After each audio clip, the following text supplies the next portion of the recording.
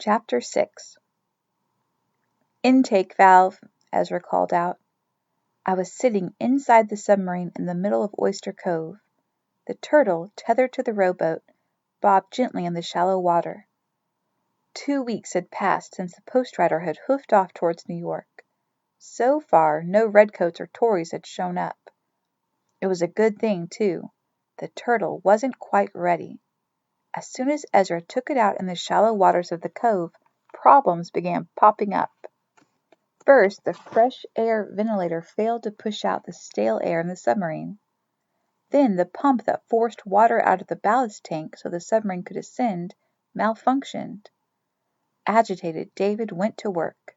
The problems were finally solved, but precious time had slipped by. The other issue was that we were working in broad daylight. David decided it was better to risk someone seeing us than to slow down the repairs by working only at night. It's probably not a secret anymore if Pratt knows, David growled from the rowboat. I'm surprised half the town isn't out here. I worked the intake valve lever with my foot and heard water gurgling into the ballast tank. The craft began descending. Whoa, yelled Ezra. We don't want this thing going under just yet.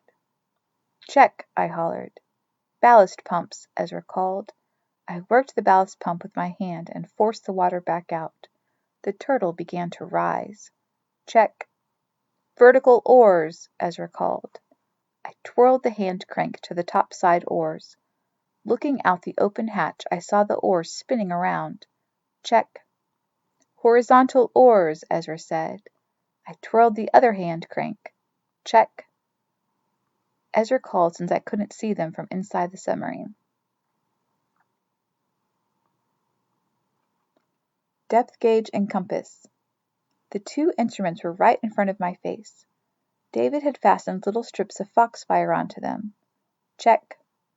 As we went through the rest of the checklist, I mentally rehearsed how to operate the submarine. Push the intake valve down to submerge. Operate the upper hand crank to move the vessel deeper. Use lower hand crank to move forward. Push out the water from the ballast tank with the pump.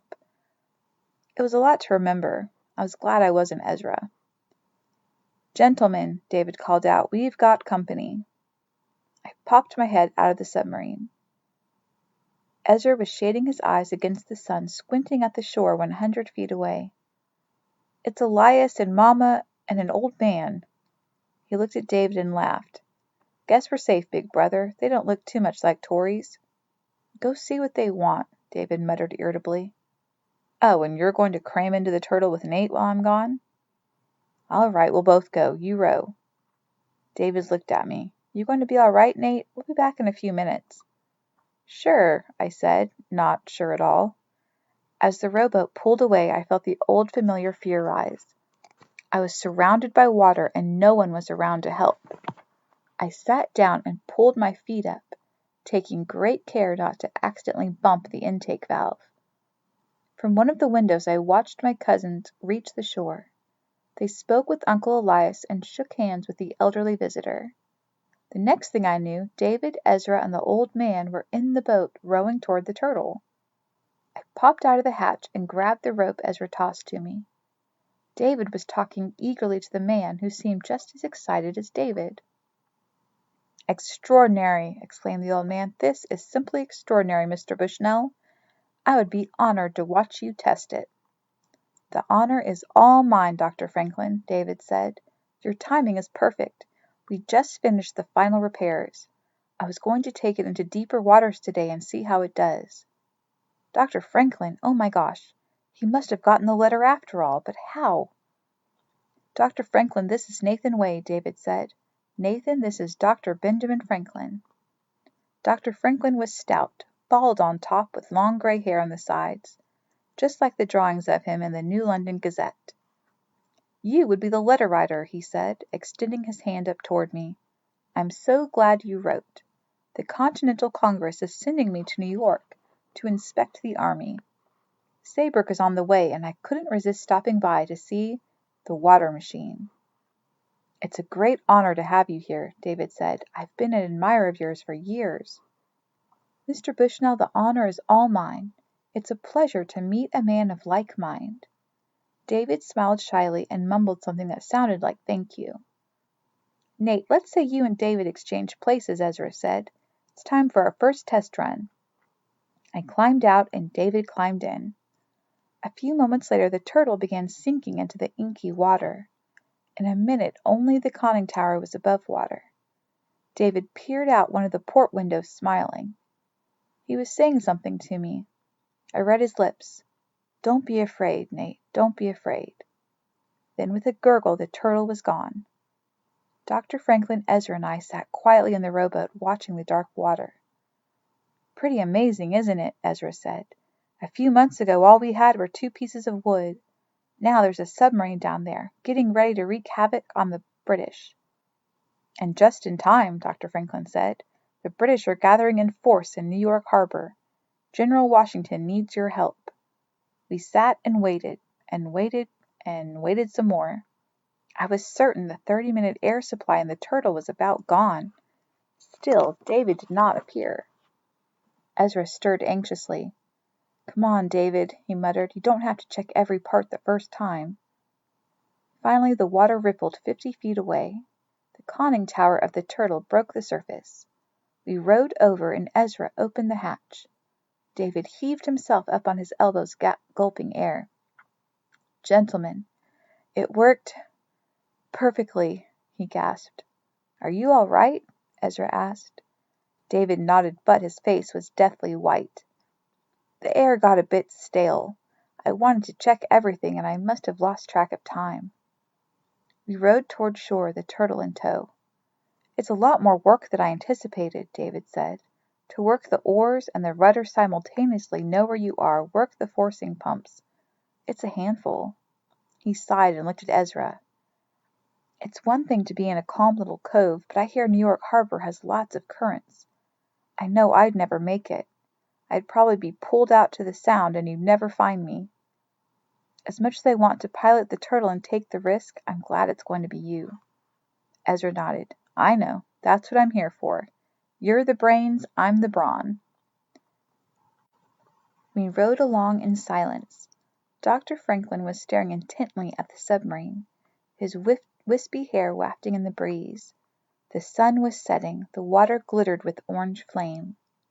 "So what was it like down there?" I asked. "Pitch dark," David said. "Except for the foxfire on the depth gauge and compass, I couldn't see anything.